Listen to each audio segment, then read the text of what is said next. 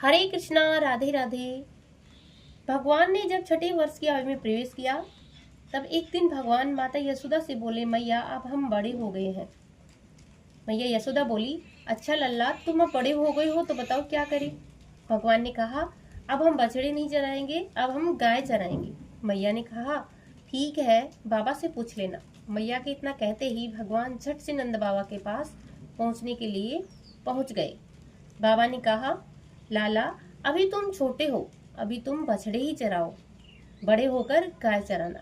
भगवान ने कहा, बाबा, अब मैं बछड़ी नहीं चराऊंगा, मुझे गैया चरानी है। जब भगवान नहीं माने तब बाबा बोले, ठीक है लल्ला, तुम पंडित जी को बुलाओ, वह गोचारण का मुहूर्त देखकर बता देंगे, तो आप गौ चरा लेना। बाबा की बात सुनकर भगवान झट से पंडित जी के पास पहुंचे और बोले कि पंडित जी, आपको बाबा ने बुलाया है, गोचारण का मुहूर्त देखना है। आप आज का ही मुहूर्त बताना, मैं आपको बहुत सारा माखन दूंगा। पंडित जी नंद बाबा के पास पहुंचे और बार बार पंचांग देखकर गणना करने लगे। तब नंद बाबा ने पूछा कि पंडित जी, क्या बात है, आप बार बार पंचांग देख रहे हैं और गणना कर रहे हैं, क्या कोई बात है? पंडित जी बोले, क्या बताएं नंद बाबा, केवल आज का ही मुहूर्त निकल रहा है, इसके बाद तो 1 वर्ष तक कोई मुहूर्त नहीं है। पंडित जी की बात सुनकर नंद बाबा ने भगवान को गोचारण की स्वीकृति दे दी। बोले कि लाला, आप आज से गाय चरा सकते हो। भगवान जिस समय कोई कार्य करे वही शुभ मुहूर्त बन जाता है। उसी दिन भगवान ने गोचारण आरंभ किया और उस दिन शुभ तिथि कार्तिक मास चल रहा था और अष्टमी तिथि थी शुक्ल पक्ष की। उसी दिन से भगवान ने गोचारण प्रारंभ किया था और उसी दिन से गोपाष्टमी मनाई जाने लगी थी। माता यशोदा ने अपने लल्ला का बहुत अच्छे से श्रृंगार किया।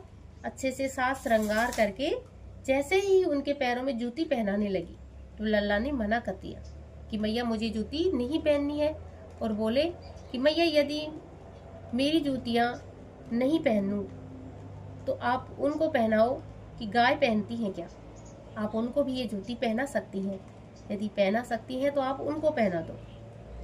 और भगवान जब तक वृंदावन में रहे भगवान ने कभी पैरों में जूती नहीं पहनी। आगे आगे गैया और उनके पीछे पीछे बांसुरी बजाते हुए भगवान और उनके पीछे बलराम और श्री कृष्ण के यश का गुणगान करते हुए बाल ग्वाल सब चलने लगे। इस प्रकार से विहार विचरण करते हुए भगवान ने उस वन में प्रवेश किया जहां पर उन्हें गैया चरवानी थी। तब से भगवान की गोचारण लीला प्रारंभ हुई और उसी दिन से ये गोपा अष्टमी मनाई जाने लगी।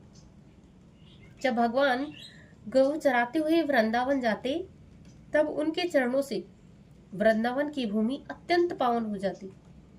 वह वन गौओं के लिए हरी भरी घास से युक्त व रंग बिरंगे पुष्पों की खान बन गई और वहां पर भगवान श्री हरि विष्णु का विचरण फैल गया। श्री कृष्ण की लीलाएं बिखर गई। बांसुरी की मधुर मधुर आवाज सभी को मंत्र मुक्त कर देती।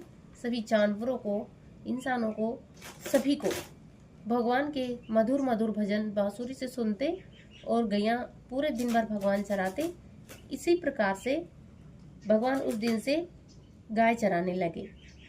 बोलिए कृष्ण कन्हैया लाल की जय। गौ माता की जय। बंसी वाले की जय।